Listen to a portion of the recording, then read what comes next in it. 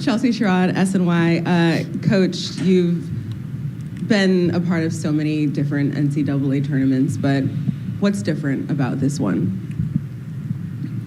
Geno Auriemma, University of Connecticut. I don't know why you guys have to identify yourself. Maybe you should move between every question, sit over there, so we think there's a lot of people in here, you know, asking a lot of questions. What was your question? What's different, if anything at all, about this NCAA tournament? Nothing. I think, while you guys were asking the players questions, I was thinking back to the very first NCAA tournament game we played in this building. And it was the second time ever that we had been in the tournament.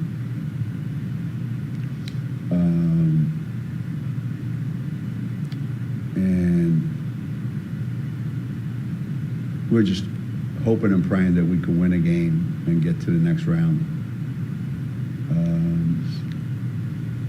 And I want to say,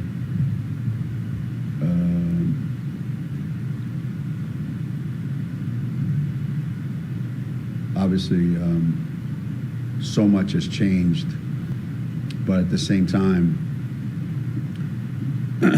one thing's always the same. Whether you're playing in this building, somebody else's building, whether you're playing, a team that everybody thinks is a great team, a team that everybody thinks you're going to struggle with or beat by a lot, or none of that matters, because between all those years from that one to this one, we've been in every single scenario that you can imagine. So the only thing different about it is this is 2025, and that was 1989, 90. But otherwise, you play every game like it's your last game of the season, because it very well could be. And that hasn't changed, and that'll never change. And anybody who looks ahead is setting themselves up for failure. Questions for Coach? Right behind. Is that kind of following up that question? When you're a 45-point favorite, how do you kind of avoid that, just kind of the outside noise saying that, the first round should just be a cakewalk? Well, I liked it better when you had no idea that you were a 45-point favorite. So the fact that now they put that out there pisses me off, because obviously it does affect some people's thinking. And if you're not careful, your players actually start to think that the score is actually 45-0 at the beginning of the game. You have to go out and win that game. And whatever perception out there is, you hope that the players are mature enough, because certainly as a coach you are mature enough.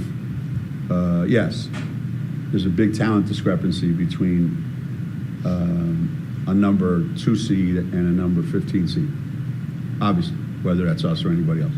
So there's a talent discrepancy. But if you follow the NCAA tournament, talent isn't always the indicator of why you win. Being at home isn't always the indicator of why you win. Playing great the night that you're supposed to play is an indicator of why you win. The basketball doesn't know when it's in your hands that you're a 45-point favorite.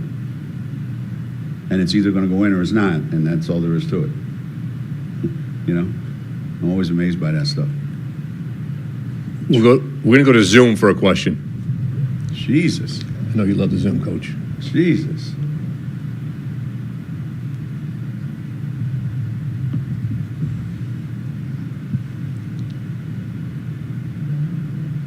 Tell them they'd have to take their mask off.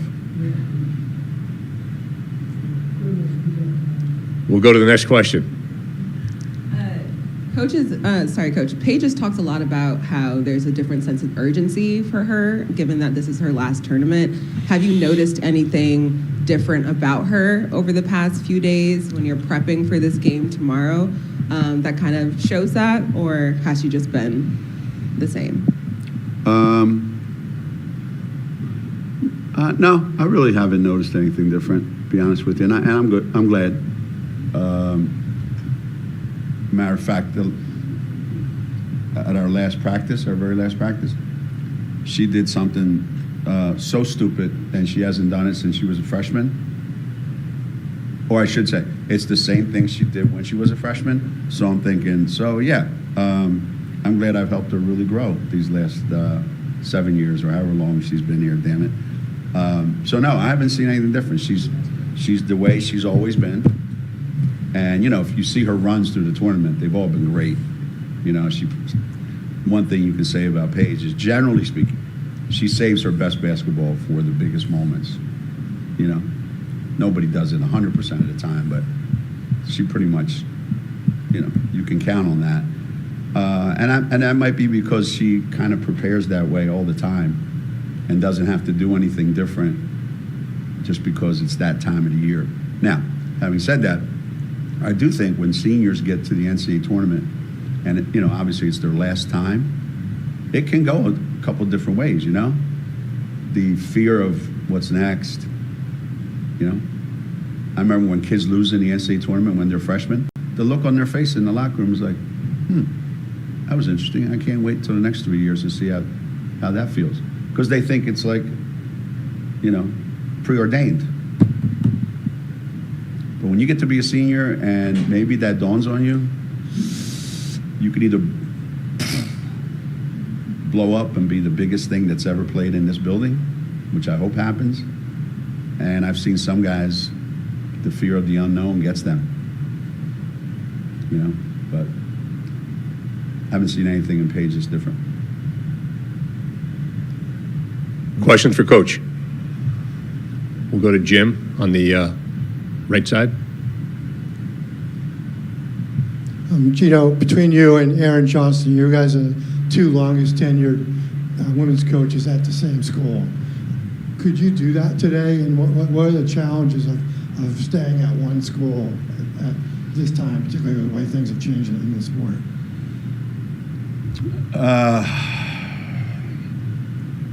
Well, yeah, there certainly aren't a lot of us left, right?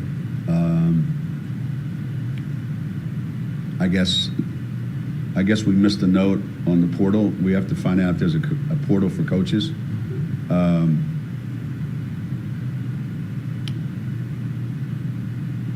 I'm sure when he started and when I started, once you find a place that's comfortable and they like you, you like them, and you have some success, there is no, you reach a point where there is nowhere to go. There is nowhere to go because you don't want to. And will that be happening in the future? No, it won't happen in the future. I think the coaching profession is going to be a lot like the playing landscape. Coaches are going to be at places, and after a couple of years, they find not everyone's going to be like this, but either the administration doesn't like the fact that they're paying kids money and you're losing and you're out, or you find that you're not getting what you need to be successful in this environment. So there'll be a lot more movement in the future. So, yeah, the two of us are relics. But there's something to be said for that, too, Second row on the right. One last Arkansas State question, but I'll ask the same one I asked the ladies. Obviously an uncommon opponent, so you're just learning about them this week. So just, now that we're getting to the end of the week, what have you learned about the Red Wolves going into tomorrow?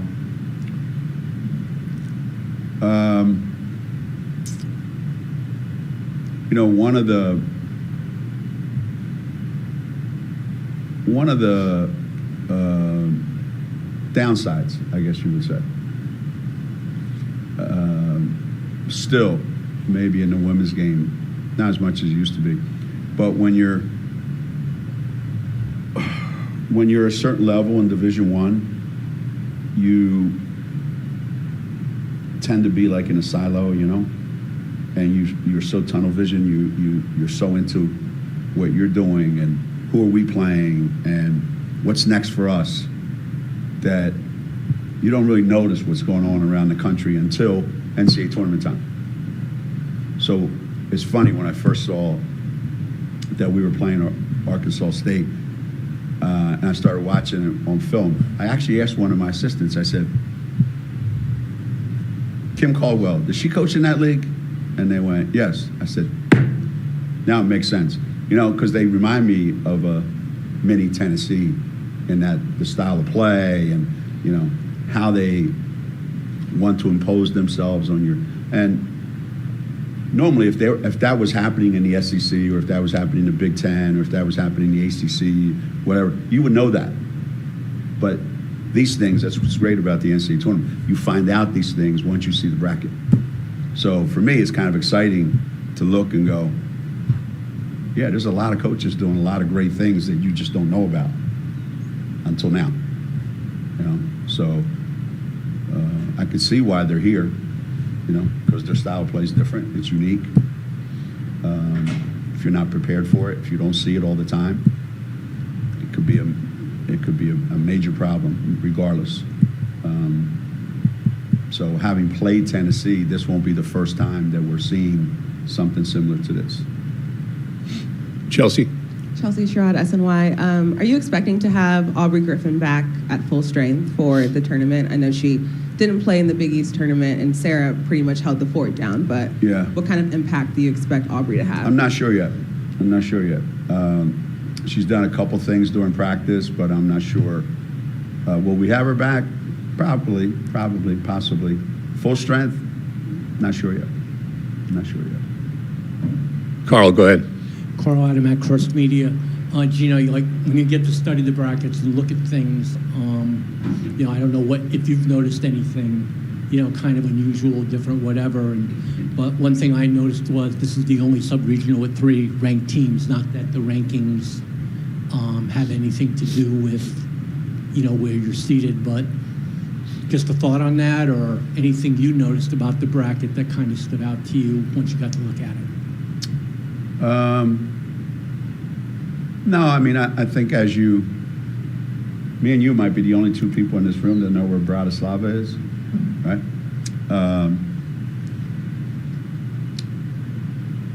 Every bracket, if you ask the right people, they hate it.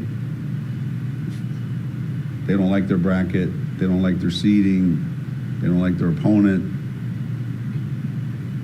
They don't like their venue where they're going to play, you know. Do I notice anything different in our bracket than others? It's hard. So is every other one. Challenging. Ranked teams, unranked teams.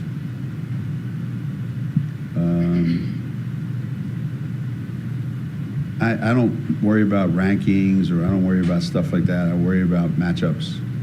What do they look like? You know, what about them gives us cause for concern? So, no. Contrary to public opinion, you know, I don't necessarily like playing at home in the NCAA tournament. I really don't. Never like playing at home in the NCAA tournament. I don't like it. I don't like playing at home in a Big East tournament, because the perception out there is, well, you're already at home, so let's let the officials screw you here and there. Not that anybody thinks like that. Not that they actually do that. That's just me being paranoid. But I think there's a lot of things that go into playing at home that you wouldn't have to deal with. Both outside stuff, players, you know, what they have to go through when they're home, and blah, blah, blah. So I don't ever feel comfortable here, no matter who the opponent is. I'd be happy to just win tomorrow and not worry about anything else, and hope to get a win Monday night if we play and move on. We'll go to Joe in the back. Joe Zone, Channel 3, Hartford.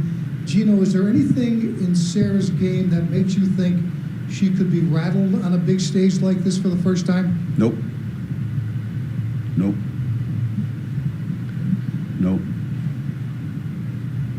She's looked out of sorts one time this year at Tennessee. She had 5 turnovers, and I thought she was horrendous. Just the fact that she got 18 points and 9 rebounds has nothing to do with it. So if that's her shit game, then I'm pretty good going into tomorrow. We'll go to Vicky. Vicky Fulkerson from the New London Day. Geno, on the same line, Sarah, I was wondering what your first impression of her was when you first met her, because she's so quiet, and like how does on the court kind of goes against that, I guess around everybody else, is she more outspoken, or like you've seen her on the podium? Like I was wondering what your first impression of her was of personality. Well, I think she's wiser beyond her years, because she only has fun with her friends. She has no time for me, for you, for anybody else. So whatever you get from her is what we all get as coaches. Her friends, her teammates, that's a whole different story. So she's very, very bright. I don't care about you. She don't care about me. She don't care about whoever has a microphone, whoever has a camera. She could care less. Her friends, she has a blast. Always. One of the first times that I really, really went to go watch her play seriously, there were 3 people in the gym, me and 2 of our other coaches, and that's it. And the gym held less chairs than what's here. And it was just them working out, her and her team. And it was just the 3 of us. And we watched. Hi, how you doing? And we went home. And I thought, I really like her. Go back right. Eden Lassie, Hoops HQ. Another question about Sarah. You mentioned that Tennessee game, saying that she played horrendously. Horrendous. Only 18 and 9. So if that's a bad game, what game stands out to you as her playing her best, and what does that look like? I think it varies. Some of this, some of that. I actually thought the third quarter in the Big East Championship game was just unbelievable. Now, it was only this big a portion, but you got to see this is what it's going to be like going forward. The Louisville game, a little bit of that. The Iowa State game, a little bit of that.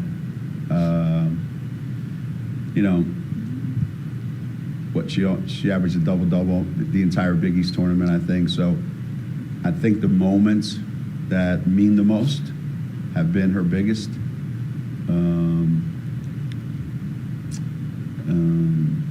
I think she's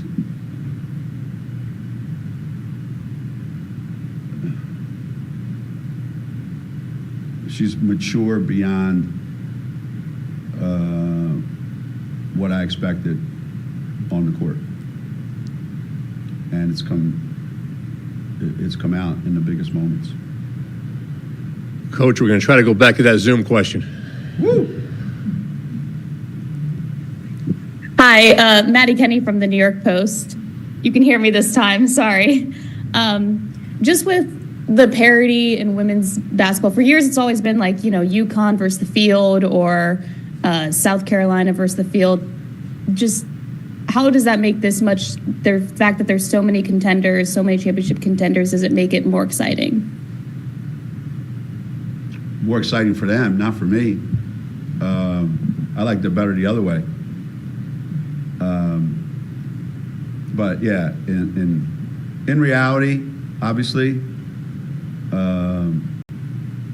there'll never be, 20 teams that have a chance to win a national championship. That's probably unrealistic. But from the years when there was 3 or 4 to now, when there may be, I don't know, 8 or 9, I don't know.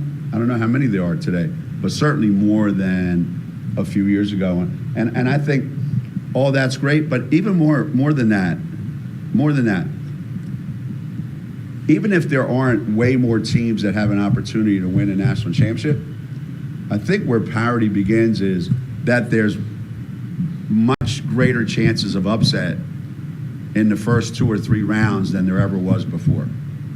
That is where the fun is in the NCAA tournament, right? You look at March Madness, it's about, a 15 beating a 2, a 14 beating a 3, a 10 winning when they're not supposed to, right? So it doesn't follow the chalk all the way through from beginning to end. The same 4, 5, 6 teams maybe are the front runners, and you may end up with a Final Four that's very similar to the one that was there last year or the year before. But everything leading up to it has changed, and that, I think, is what creates the real excitement at this time of the year. We'll go back to Zoom once again.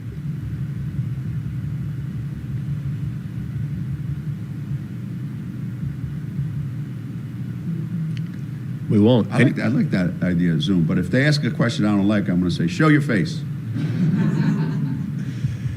Any other questions here for Coach? We'll go to Carl. I know always one of the things you always liked about the NCAA tournament was playing new opponents. Yeah. I don't know. Usually, there's probably not that many out there anymore. 30-something. They found 2 of them though. But they did find 2 of them, or actually 3 of them. 3 of them, right? They did find 3 of them. And if you win tomorrow, you play 2. And it's been a while. Yeah. Since you lost to a first-time opponent. Is there Why an do you always advantage? bring this up? I'm about numbers because I don't know words. Do you remember the last time? Last time what? You lost to a first-time opponent? First-time opponent? Yeah. I don't know. Louisville? I don't know. Georgia. Who? Georgia. Where? Regular season game, Martin Luther King. Oh, yeah, I was going to say. Yeah, it was cold as hell that day, too, driving up here. And I think Saudi Roundtree scored a 90. Did we hold her to 90? Yeah. Did she get 90 on us? Yeah. I think she did. Felt like 90. But do you still feel like it's hard to play against you guys because of your style as much as your talent?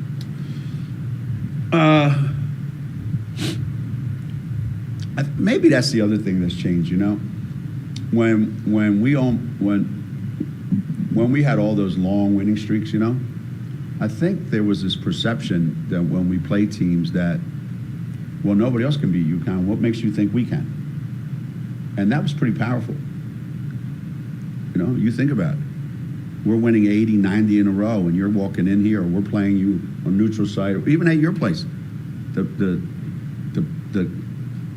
overwhelming feeling is, well, nobody else can beat them, so we have no chance. That wasn't necessarily true, but they helped us win. I don't think that exists anymore. People see us lose now. So because they see us lose, they go, well, hell, it ain't like they're invincible. And it's true. So the fact that perception has changed is good. Because you don't ever want teams, that you're playing feel like I don't have a chance to win, so why even bother? You want everybody you play to feel like, we're here to beat UConn's ass, which is really good. Now, having said that, I hope this weekend these guys are scared to death, but I don't think they will be. I don't think they will be.